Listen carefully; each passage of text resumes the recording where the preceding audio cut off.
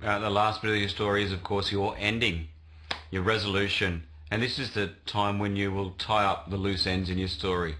Everything in your story, every single word, should have been lending itself to the importance of the ending. Okay, there should be no unnecessary stuff in there.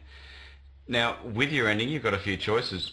Of course, the number one rule that all of your teachers and anyone who likes stories will agree upon is don't have a sudden ending that doesn't resolve your story, such as, and then the characters woke up, or, it was all a dream, and you leave.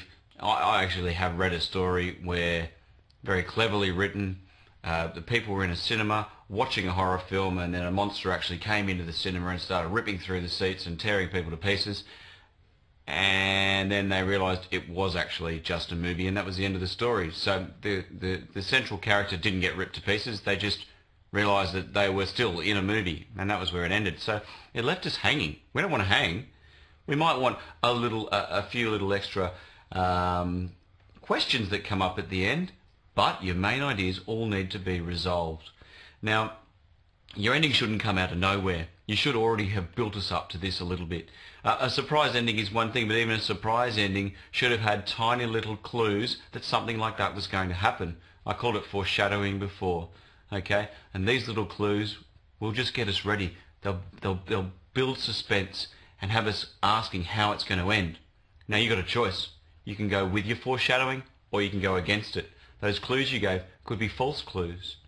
And in many senses, if this fits in well with your story and fits in well with your characters, is another really good way to end. Defy our expectations.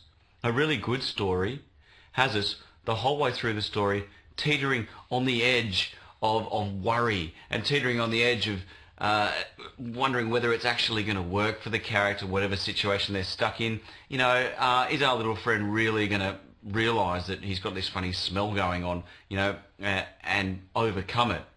All the way through the story, we're hoping he will, as the girl he proposes to for the formal turns him down, or he goes for a job in the local store and they're all got clothes pegs on their noses because they can't stand his smell. We want him to get over it. And all the way through the story, we want this to happen. So in the end, you've got to address that issue. He's got to get over it, or else he's got to meet another girl who carries bugs in her shorts, and they live happily ever after together, or something like that. Obviously they don't live happily ever after. That's way too much for cliche. But they find a sense of closure in the ending, and it's resolved.